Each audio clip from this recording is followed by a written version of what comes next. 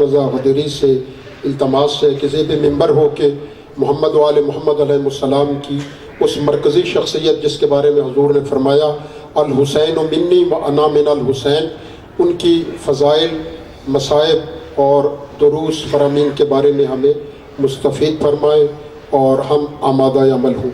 برائے خوشنودی حضرت زہرا صلوات۔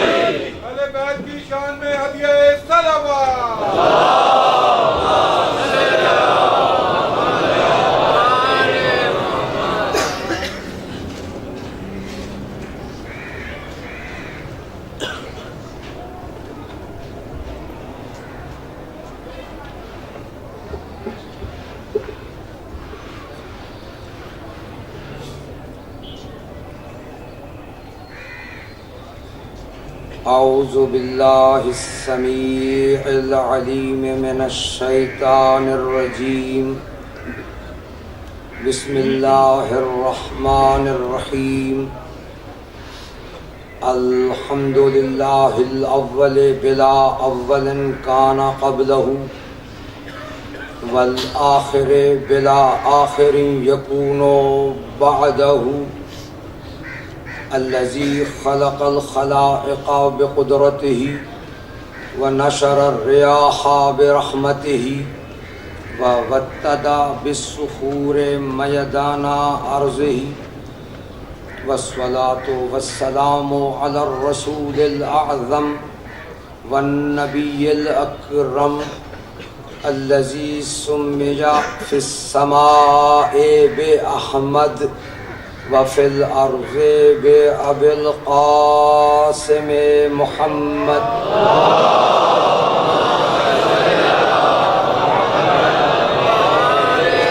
صلى الله عليه وعلى آبائه الطيبين وآله الطاهرين المعصومين الهداة المكرمين الذين أذهب الله عنهم الرجس وطهرهم تطهيرا،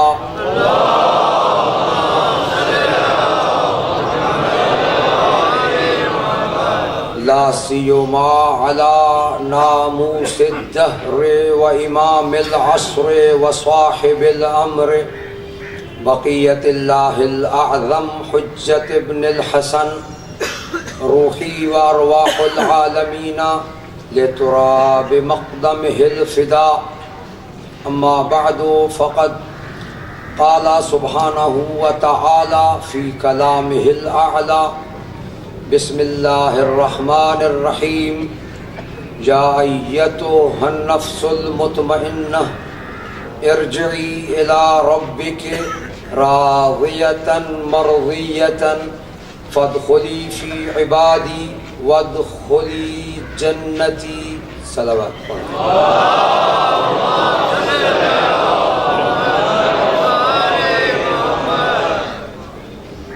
ان الصادق علیہ السلام قال جدی رسول اللہ صلی اللہ علیہ وآلہ وسلم لو علم الناس ما للصلاة علی من الفضل والبرکہ لما ترکوا بل اتخذوها من اورادهم کالملائکہ فصلوا علی محمد وآل محمد۔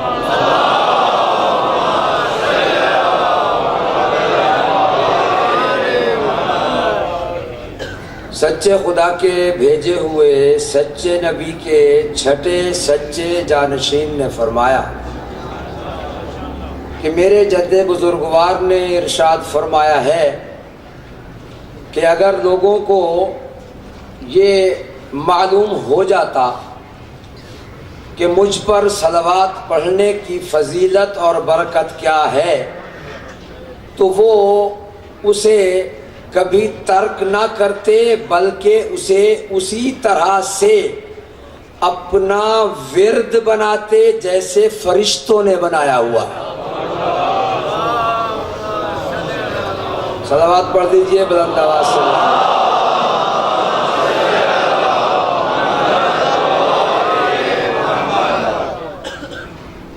حسین اور حسینیت کے موضوع پر جس آیے مجیدہ کی تلاوت کا شرف مسلسل ان مجالس میں حاصل کر رہا ہوں، سورہ والفجر کی آخری آیت ہے، یا ایتھا النفس المطمئنہ، اے نفس مطمئنہ، ارجعی الی ربک، پلٹ آ اپنے پروردگار کی طرف، فادخلی فی عبادی وادخلی جنتی، اور میرے بندوں کی محفل میں آ جا اور میری جنت میں داخل ہو جا۔ یہ اصل آیت اور اس کا ترجمہ جو ہر روز آپ کے سامنے پڑھنے کی سعادت حاصل کرتا ہوں، اس میں اللہ نے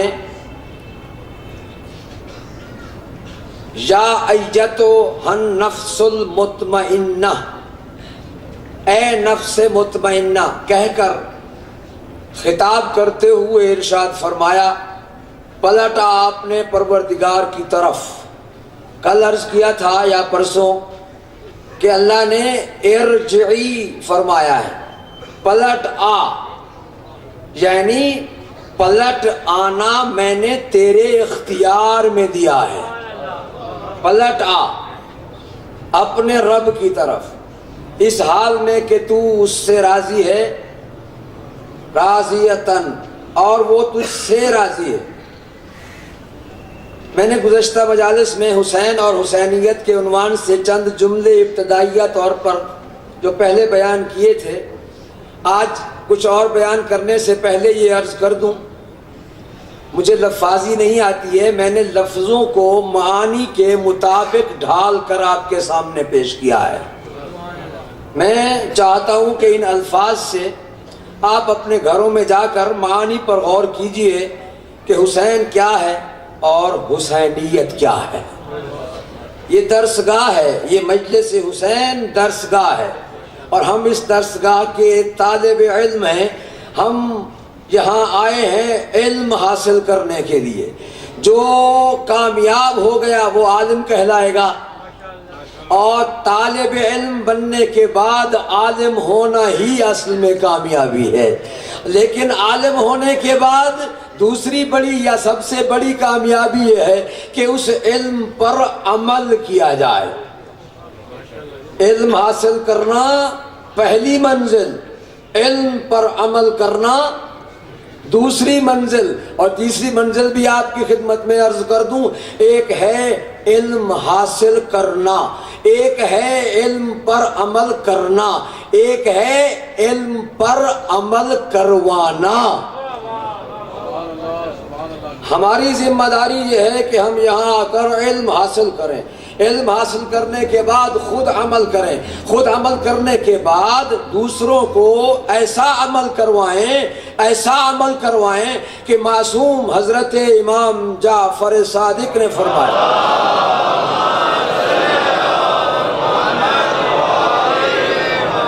کونوا دعاۃ الینا بغیر السنتکم، اے ہمارے ماننے والوں، اے ہماری پیروی کا دعویٰ کرنے والوں، اے ہمارے شیعوں، یاد رکھو تم لوگوں کو بلاؤ ہماری طرف اپنی زبان بے زبانی کے ساتھ۔ پوچھا گیا یہ بے زبانی اور خاموشی کیا ہے؟ خاموشی کے ساتھ بلانا، یہ دو متضاد چیزیں ہیں۔ بلائے کوئی اور زبان استعمال نہ کرے، یہ کیسے ہو سکتا ہے؟ تو معصوم فرماتے ہیں وہ اس طرح سے ہو سکتا ہے کہ جب تم کہیں سے گزرو تو کسی کو یہ پوچھنے کی زحمت نہ کرنا پڑے کہ اس کے پیشوا کون ہے۔ تمہاری رفتار بتائے یہ حسینی ہیں، تمہارا کردار بتائے یہ حسینی ہے، تمہارا چلنا بتائے یہ حسینی ہے، تمہارا بولنا بتائے یہ حسینی ہے، تمہارا لین دین کرنا بتائے یہ حسینی ہے، اور ایسے ہو کہ دور سے دیکھ کر جو بھی تمہیں دیکھے وہ یہ کہے کاش میں بھی ایسا ہو جاتا۔ اس درسگاہ سے ہمیں یہ سیکھنا، حسین پاک ہے عزیزوں۔ میں نے عرض کیا ہے کہ میں لفاظی نہیں کرتا ہوں، جو کچھ بھی آپ کے سامنے میں نے پیش کیا یا کر رہا ہوں کچھ حقائق کو الفاظ کی صورت میں پیش کرنا چاہتا ہوں۔ حسین پاک ہے، حسینیت پاکیزگی ہے، حسین صادق ہے، حسینیت صداقت ہے، حسین امین ہے، حسینیت امانت ہے۔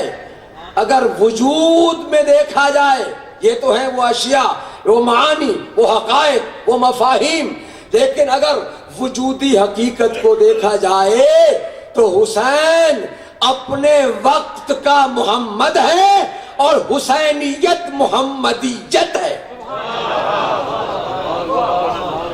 حسین اپنے وقت کا علی ہے اور حسینیت علویت ہے۔ حسین اپنے وقت کا محسن ہے اور حسینیت حسن مجتبیٰ کی وہ عملی تصویر ہے جو حسین نے پیش کی۔ حسین شناسی بنیاد ہے دین شناسی کی، حسین شناسی اصل ہے قرآن شناسی کی، حسین شناسی اصل ہے۔ میں کہتا ہوں اگر آپ کائنات کی حقیقتوں کو اکٹھا کریں تو وہ معانی و مفاہیم کی شکل میں لائیں تو قرآن بنتا ہے، اور اگر وجود ظاہری میں دیکھیں تو حسین بنتا ہے۔ میں کہا کرتا ہوں کہ اللہ نے اپنا کلام، یہ کلام کیا ہوتا ہے عزیزو؟ صلوات پڑھ لیجئے محمد و آل محمد۔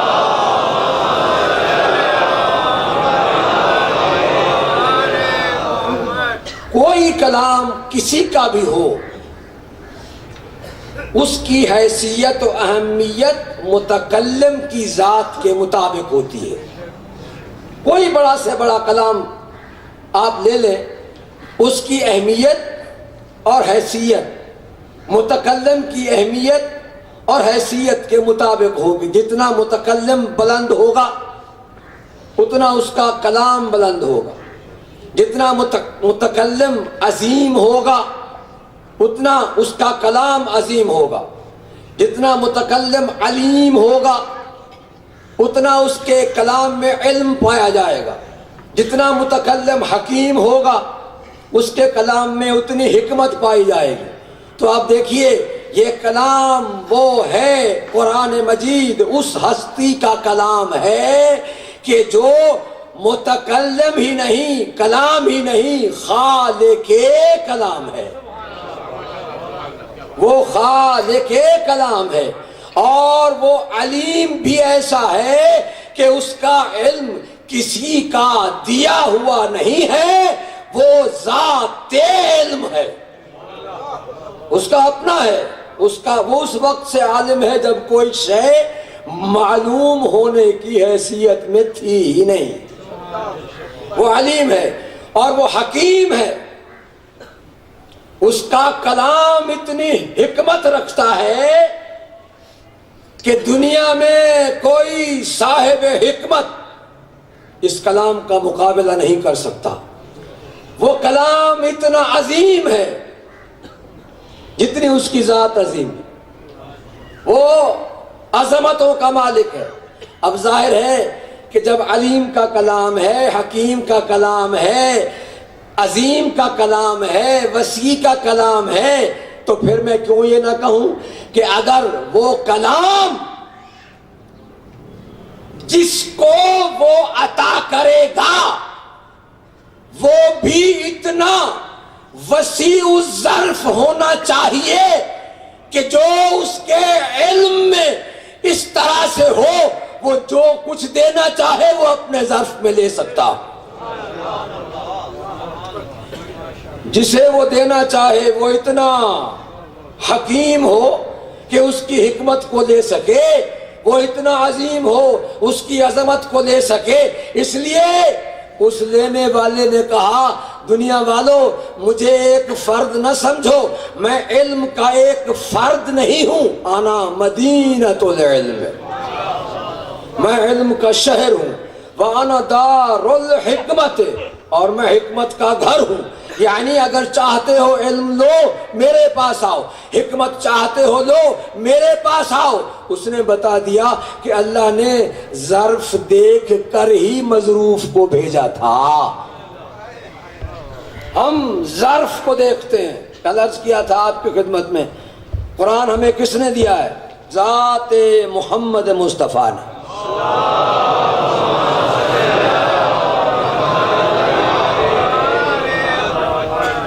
ہم ہستی پیغمبر کو دیکھ کر ہم نے قرآن کو اللہ کا کلام تسلیم کر لیا۔ پیغمبر نے ہمیں قرآن دیا۔ کسی چیز کے دو وجود ہوتے ہیں عزیزوں، ویسے تو کئی ہوتے ہیں لیکن کسی چیز کے ظاہری طور پر دو وجود ہوتے ہیں۔ ایک وہ کہ جو لفظوں میں ہوتا ہے، اور ایک وہ جو ظاہری صورت میں ہوتا ہے۔ اللہ نے اپنے کلام کی ملفوظی صورت کو قرآن کہا اور اپنے کلام کی وجودی صورت کو اہل بیت کہا۔ قرآن خاموش ہے، یہ بولتے ہیں۔ صلوات پڑھیے محمد والے محمد۔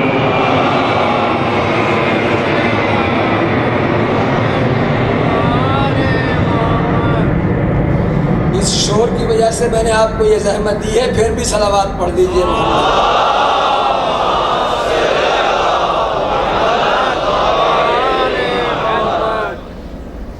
کلام الہی کی ملفوظی صورت کا نام ہے قرآن۔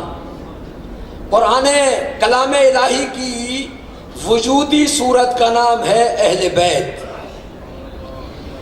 اب جو شخص اللہ کو مانتا ہے، نبی کو سچا مانتا ہے، وہ کلام الہی کی دونوں صورتوں کو ماننے پر مجبور ہے کہ نہیں ہے؟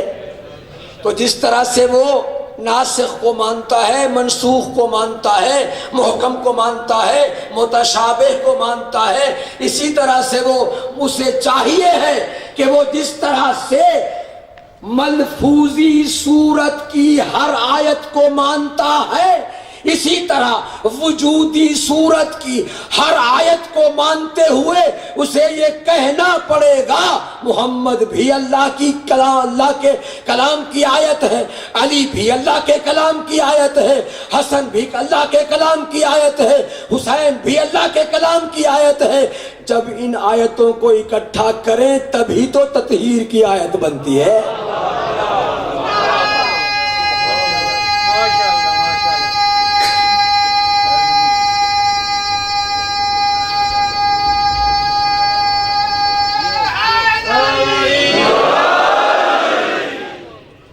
عزیزان محترم، دو چیزیں آپ کی خدمت میں عرض کرنا چاہتا ہوں۔ ایک، کسی بھی شے کو وجود عطا کرنا، اسے کہتے ہیں عطاء وجود۔ عطاء، آپ سب کہیں گے تو میں آگے بیان کروں گا۔ عطاء پہلا مرحلہ ہے کسی شے کو وجود عطا کرنے کا، عطاء وجود۔ دوسرا مرحلہ ہے بقاء وجود۔ عطاء وجود کا معنی یہ ہے کہ اسے ہستی اور ہونے کی صورت میں بنانا۔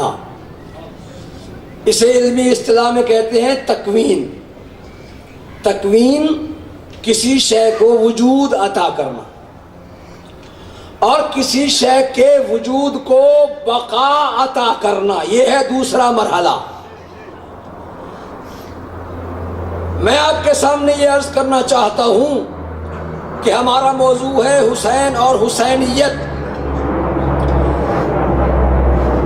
اہل علم یہ کہتے ہیں کہ اسلام کیا ہے، اسلام کا وجود کیا ہے، اور اسلام کی بقا کیا ہے، وہ یہ جملہ کہتے ہیں جس کا میں ترجمہ بھی آپ کو سنانا چاہتا ہوں اور اصل عبارت بھی سنانا چاہتا ہوں.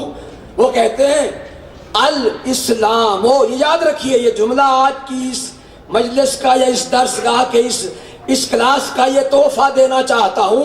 وہ کہتے ہیں الاسلام محمدی الوجود و حسینی البقاء.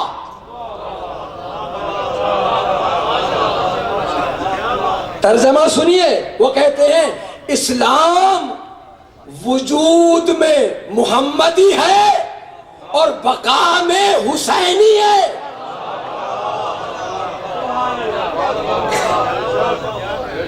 وجود عطا کیا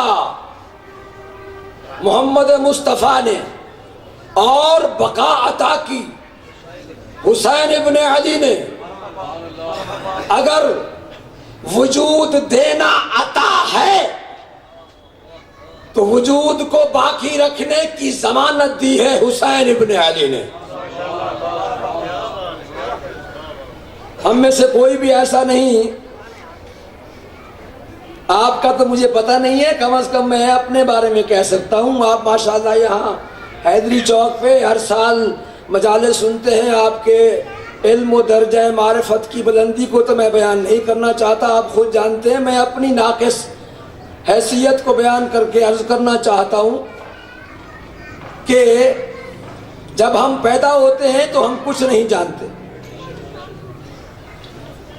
ماں کے شکم سے جب ہم باہر آتے ہیں تو ہم کچھ نہیں جانتے. یہ قرآن کہتا ہے واللہ اخرجکم من بطون امہاتکم لا تعلمون شیئا فجعل لکم السمع والابصار والافئدہ لعلکم تشکرون. اللہ کہتا ہے اللہ وہ ہے جس نے تمہیں تمہاری ماؤں کے شکموں سے باہر نکالا. صلوات پڑھ دیجئے محمد علیہ محمد.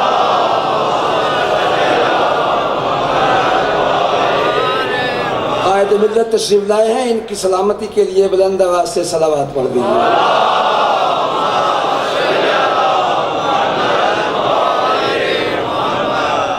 اجازت ہے آپ؟ اجازت ہے. واللہ اخرجکم من بطون امہاتکم لا تعلمون شیئا. اللہ نے تمہیں تمہاری ماؤں کے شکموں سے جب باہر نکالا، لا تعلمون شیئا، تم کچھ نہیں جانتے تھے. اللہ نے تمہارے لیے فجعل لکم السمع والابصار والافئدہ، اس نے تمہارے لیے سننے کی طاقت بنائی، دیکھنے کی طاقت بنائی اور تمہارے لیے دل قرار دیے تاکہ تم شکر ادا کر سکو.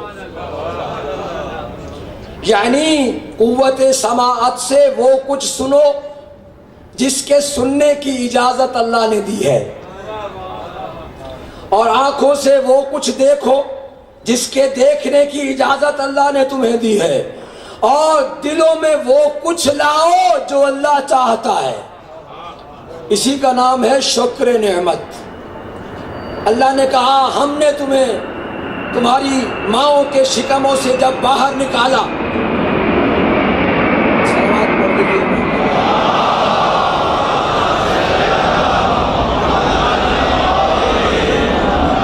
تم کچھ نہ جانتے تھے، جاہل تھے. جب تم پیدا ہوئے، اس کا آسان ترجمہ یہ ہے واللہ اخرجکم من بطون امہاتکم. جب اللہ نے تمہیں پیدا کیا تم کچھ نہیں جانتے تھے، جاہل تھے، ان پڑھ تھے، تمہیں کچھ پتہ نہیں تھا، کسی شے کو نہیں جانتے تھے. ایک آیت یہ کہتی ہے، ادھر دوسری آیت کیا کہتی ہے؟ دوسری آیت کہتی ہے بسم اللہ الرحمن الرحیم الرحمن علم القرآن خلق الانسان علمہ البیان. رحمان وہ ہے جس نے قرآن پڑھایا، انسان کو پیدا کیا، اسے بیان سکھایا. اب یہ آیت کہتی ہے کہ تخلیق سے پہلے بھی کوئی ہے؟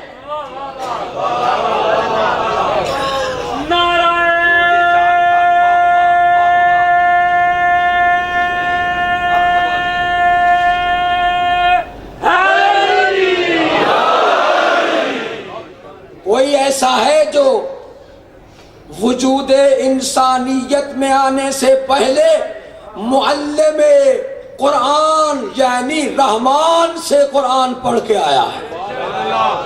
عزیزو، ہمیں اس کا پتہ نہ چلتا اگر تیرا رجب کو پیدا ہونے والا بچہ آتے ہی نہ پوچھتا قرآن کہاں سے سناؤں؟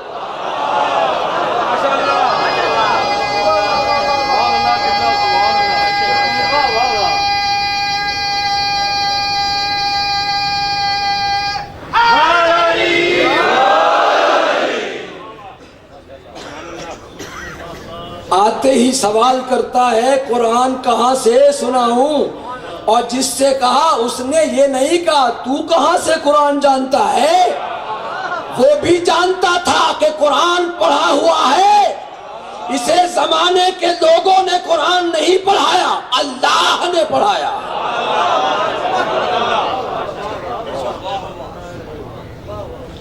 دنیا میں لوگ علم کے معنی کو، تکوین و تخلیق کے مراحل کو نہ جاننے کی وجہ سے بڑی آسانی سے کہہ دیتے ہیں کہ پیغمبر اکرم ان پڑھ تھے، امی تھے، جاہل تھے، ان پڑھ تھے، انہیں لکھنا پڑھنا۔ بھئی میں کہتا ہوں اس مجلس میں قائد محترم کے سامنے وہ بھی سچ کہتے ہیں، ہم بھی سچ کہتے ہیں۔ وہ بھی اس لیے سچ کہتے ہیں کہ وہ پڑھا لکھا اسے سمجھتے ہیں جو ان کی کسی درسگاہ میں پڑھ کے آیا ہو، اور ہم بھی اس لیے سچ کہتے ہیں کہ اس نے آ کے کسی کے سامنے زانوِ تلمذ طے نہیں کیا، پڑھ کر آیا تھا۔ میں کہا کرتا ہوں کہ اگر کسی کو ذات مصطفیٰ کی معرفت کی حقیقی منزل چاہیے تو وہ آئے اس کے پاس جسے مصطفیٰ نے علی بنایا، ایسا علم عطا کیا۔ وہ بار بار کہتا ہے دنیا والوں مجھے پہچانو، میں محمد کا شاگرد ہوں۔ میں آپ کے سامنے پہلے بیان کر چکا ہوں شاید کسی مجلس میں کہ کتنا عظیم ہے وہ جب اس کا شاگرد اتنا عظیم ہے، وہ کتنا عظیم ہوگا۔ بات صرف انہیں سمجھنے کی ہے، ہم انہیں وہی سمجھیں جو وہ ہیں۔ اگر ہم علی کو علی سمجھیں تو پھر ہمیں یہ کہنے کی ضرورت نہیں ہے کہ اس کا استاد ان پڑھ تھا، وہ بانگے تو حل کہتا ہے، ہر روز کہتا ہے، ہر خطبے میں کہتا ہے، جو چاہو پوچھو۔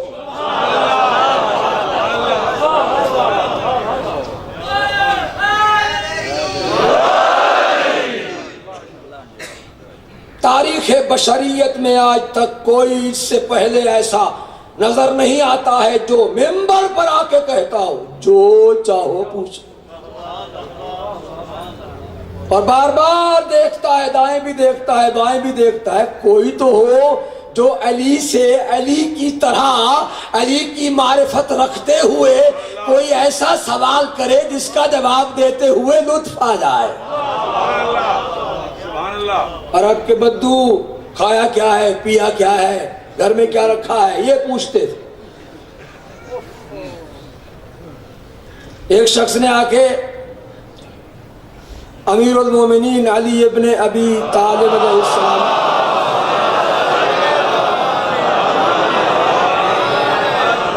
سے سوال کیا، یا علی، اللہ ہے، سردی کا زمانہ تھا، بظاہر اس میں کتابوں میں یہ لکھا ہوا ہے سردی کا زمانہ تھا، اور اس نے گرم چادر اوڑھی ہوئی تھی، مولا کائنات چونکہ ماہر نفسیات بھی تھے، ان کی نفسیات کو سمجھتے تھے کہ یہ عرب کون سی زبان آسانی سے سمجھتے ہیں۔ امام نے پوچھا، وہ جواب تو تجھے میں بعد میں دوں گا، مگر یہ بتاؤ یہ تم نے چادر کیوں اوڑھی ہوئی ہے؟ وہ کہتا ہے یا مولا سردی ہے۔ امام نے فرمایا سردی ہے؟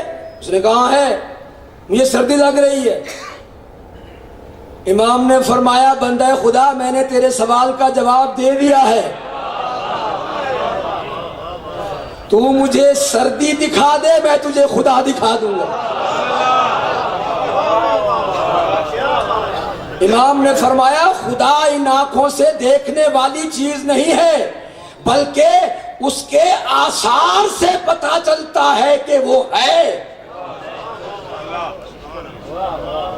عزیزو، اسی پیغام کو لے کر ہر دور میں ہر دور کا علی اللہ کی پہچان کرواتا رہا۔ ہر دور میں ہر دور کا علی اللہ کی پہچان کرواتا رہا، اور وہ وقت بھی آیا جب اس ہستی نے اپنے حقیقی پروردگار کی وہی پہچان کروائی جیسا وہ ہے۔ کسی نے آ کے پوچھا کس سے؟ اپنے وقت کے علی حسین ابن علی علیہ السلام سے۔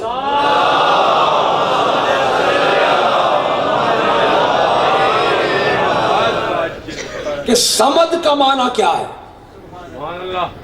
قل هو اللہ احد اللہ الصمد۔ صمد کا معنی کیا ہے؟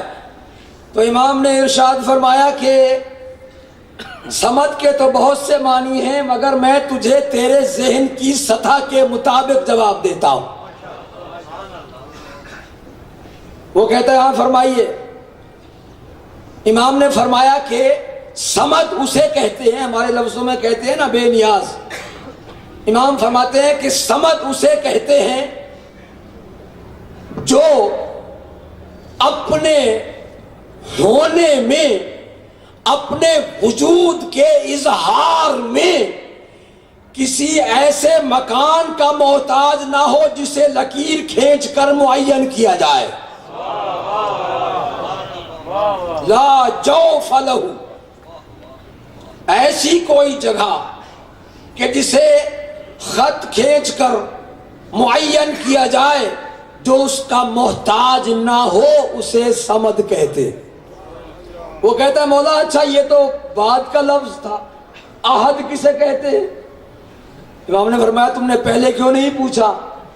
وہ سمجھتا تھا کہ شاید یہ کہیں گے بعد میں آنا، بعد میں بتاؤں گا، جیسا کہ لوگ کہتے تھے۔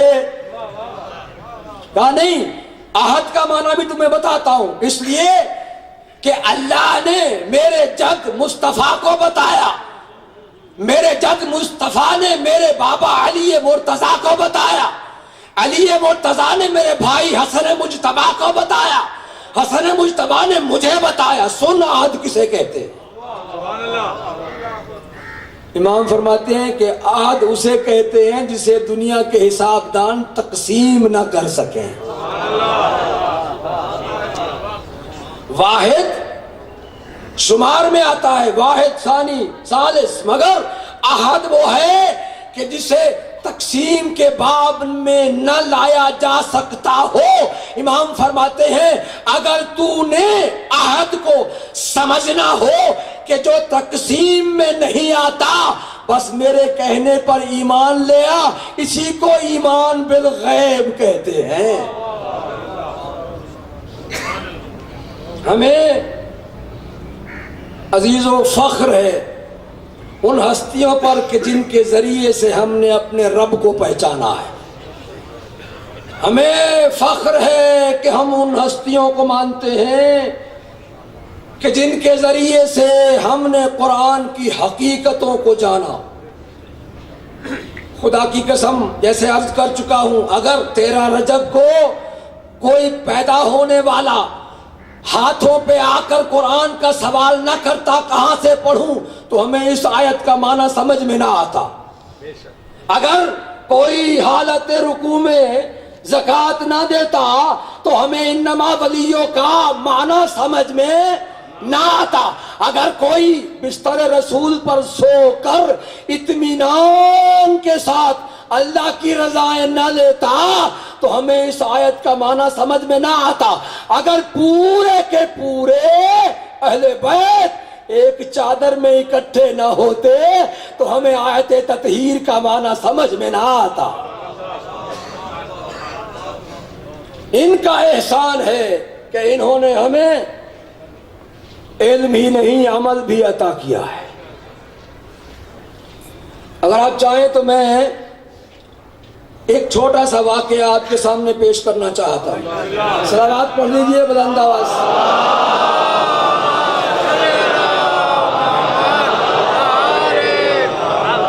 جو ہے صاحبان کے نہیں. مولا کائنات امیر المومنین علی ابن ابی طالب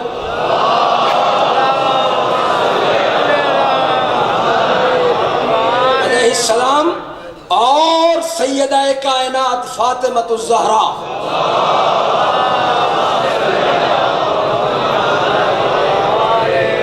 کی شادی ہو گئی. ہمارے ہاں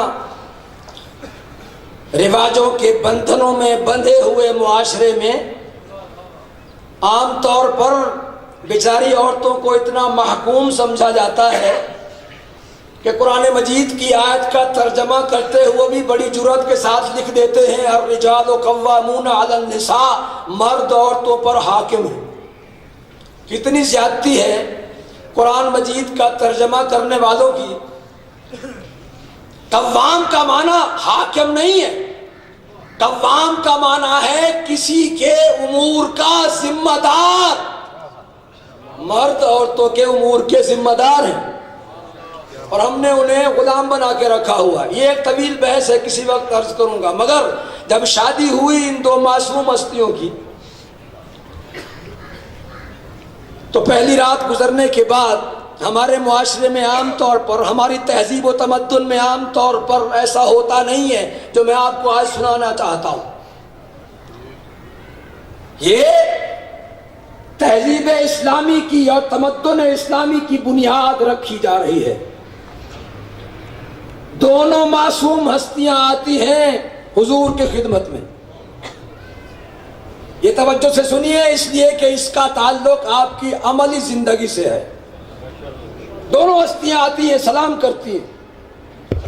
امیر المومنین آ کے بیٹھے، سلام کیا. سیدہ آ کے بیٹھی، سلام کیا. اب آئیے ایک سوال و جواب کا سلسلہ جب شروع ہوتا ہے جو ہمارے ہاں عام طور پر ہوتا نہیں ہے. سسر نے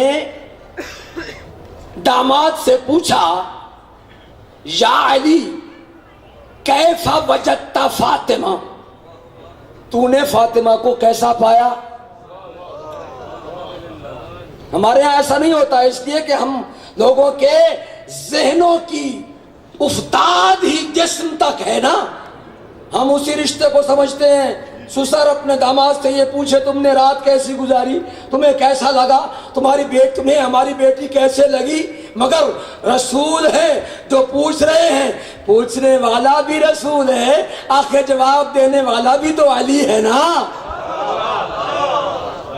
کیف وجدت فاطمہ، یا علی تو نے فاطمہ کو کیسا پایا؟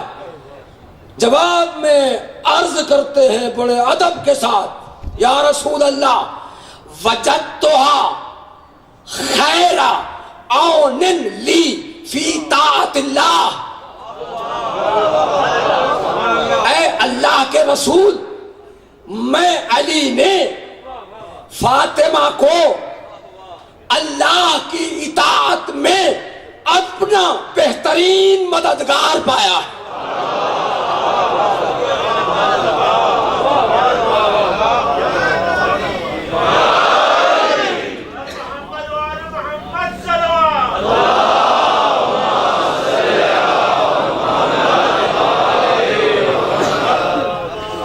میں کہتا ہوں بار فاطمہ الزہرا سلام اللہ علیہا، تیری کتنی عظمت ہے. کائنات کا مددگار تو ہے علی. اور تو ہے علی کی مددگار. خیر عون لی فی طاعت اللہ. اگلا جملہ سنیے سادات، اگلا جملہ سنیے. پیغمبر اکرم نے ایک مرتبہ پھر پوچھا، کس سے؟ اپنی بیٹی سے. یا فاطمہ کیفا وجدت علی، تو نے علی کو کیسا پایا؟ قائد ملت کی خدمت میں یہ عرض کروں گا سادات کے لیے کہ پیغمبر پوچھتے ہیں کیفا وجدت علی، فاطمہ تم نے علی کو کیسا پایا؟ جواب میں عرض کرتی ہیں یا ابت وجدتہ خیر عون لی فی طاعتک. بابا جان میں نے علی کو آپ کی اطاعت میں اپنا بہترین مددگار پایا.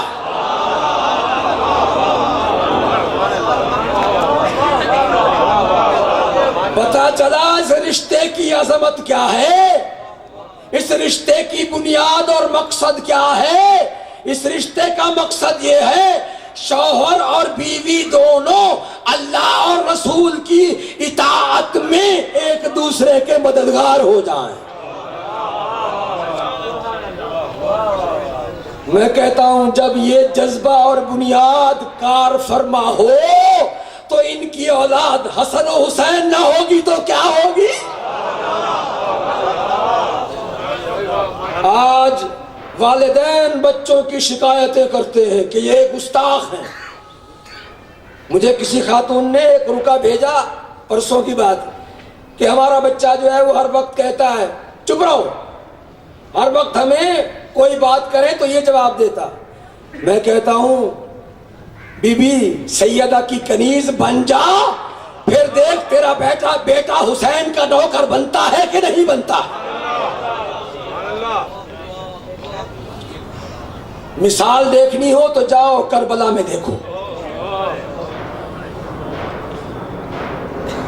آج کی اس مجلس میں میں آپ کے سامنے کسی شہید کی شہادت نہیں پڑھوں گا. آج میں شہیدوں کی شہادت نہیں، شاہدوں کی شہادت سنانا چاہتا ہوں. شہیدوں کی شہادت نہیں سناؤں گا، آج میں شاہدوں کی شہادت سناؤں گا. وہ شاہد کہ اگر بہن ہے تو بھائی کو ذبح ہوتے دیکھا. شاہد کہتے ہیں دیکھنے والے گواہ کو. آج میں ان شاہدوں کی شہادت سنانا چاہتا ہوں. ایک بہن ہے جو شاہد ہے، اس نے دیکھا بھائی کیسا ذبح ہو رہا ہے. ایک ماں ہے جس نے دیکھا اس کا بیٹا کیسے ذبح ہو رہا ہے. ایک بھائی ہے جس نے بھائی کو دیکھا اس کا بھائی کیسے ذبح ہو رہا ہے. اور ایک چھوٹی بچی ہے جس نے اپنے مظلوم باپ کو دیکھا. عزاداروں مگر وہ بچی عجیب بچی ہے کہ جب وہ اپنے باپ کو ذبح ہوتے دیکھ رہی تھی تو کیا کہتی ہے؟ آگے بڑھ کے کہتی ہے السلام علیکم ایھا الغریب. کربلا کے زائروں میری طرف سے آج آپ کو یہ پیغام ہے، جب کربلا میں جاؤ زیارت پر ہو تو سکینہ کو یاد کیا کر. السلام علیکم ایھا الغریب، السلام علیکم ایھا المظلوم. شہید بیٹا بابا، مظلوم بابا، میرا سلام قبول ہو. روایتیں کہتی ہیں حمید نے بیان کیا کٹے ہوئے گلے سے آواز آئی سکینہ آج بابا کیوں نہیں کہتی.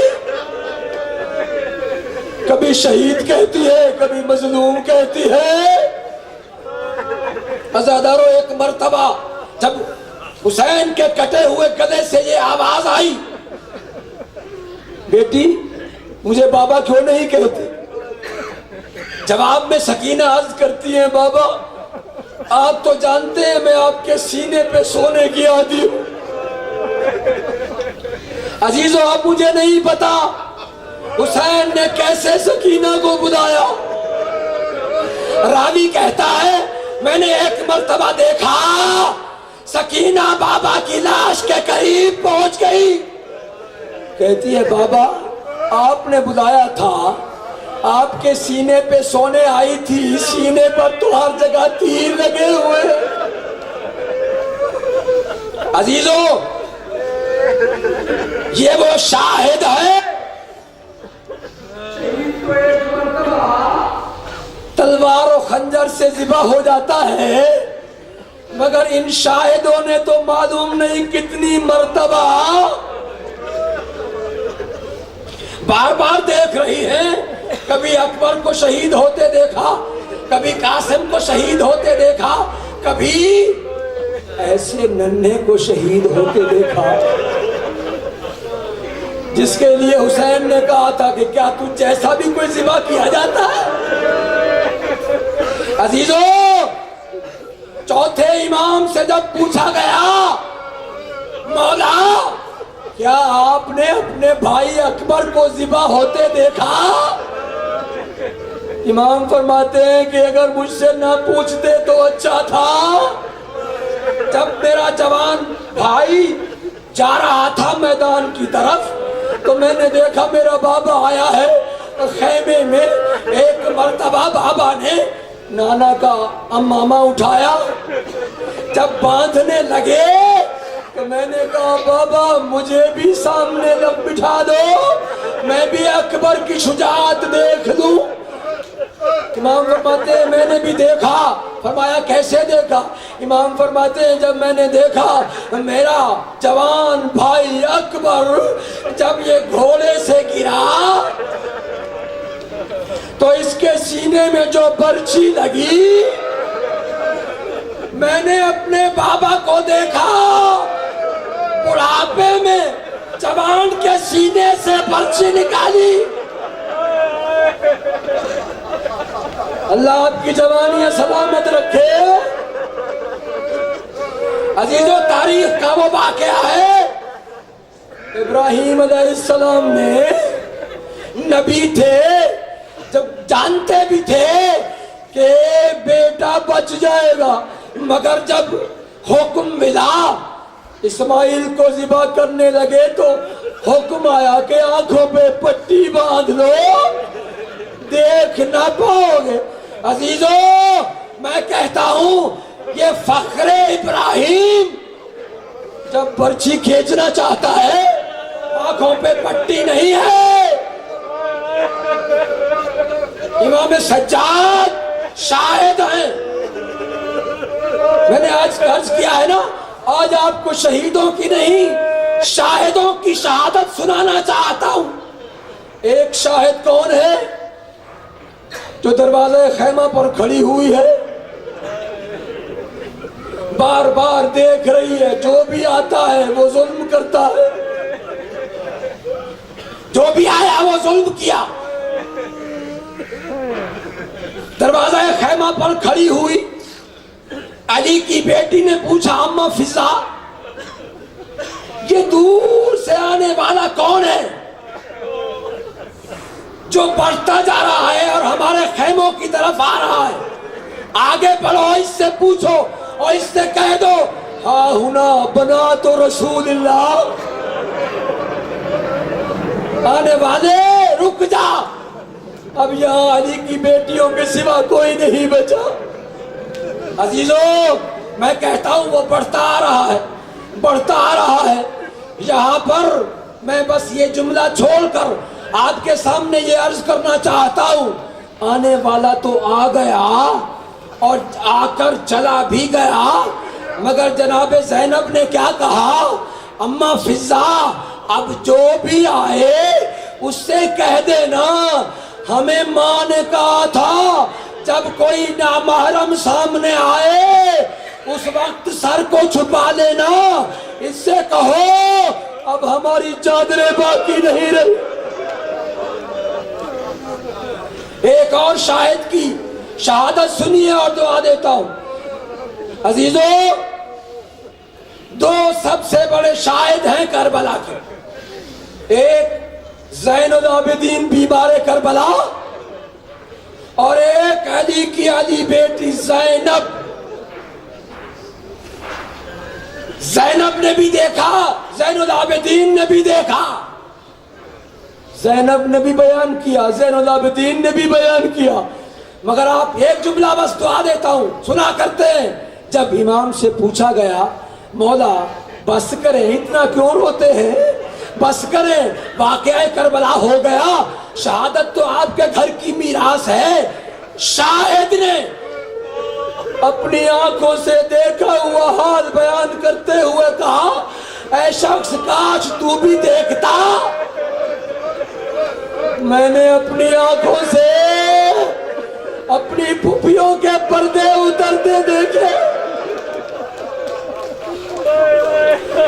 سنیے سنیے عزیزو، امام فرماتے ہیں کہ جب کوئی ظالم آیا میری چھوٹی بہن سکینہ کے پاس، امام فرماتے ہیں کہ میرا دل دہل گیا، اب یہ تماچے مارے گا۔ آخری جملہ امام فرماتے ہیں میں نے اپنی آنکھوں سے دیکھا اس ظالم نے میری سکینہ کے کانوں سے دروں کو کھینچا، سکینہ نے نجف کا رخ کر لیا، کہا دادا علی سکینہ کو تماچے لگ گئے، سکینہ کے در اتر گئے۔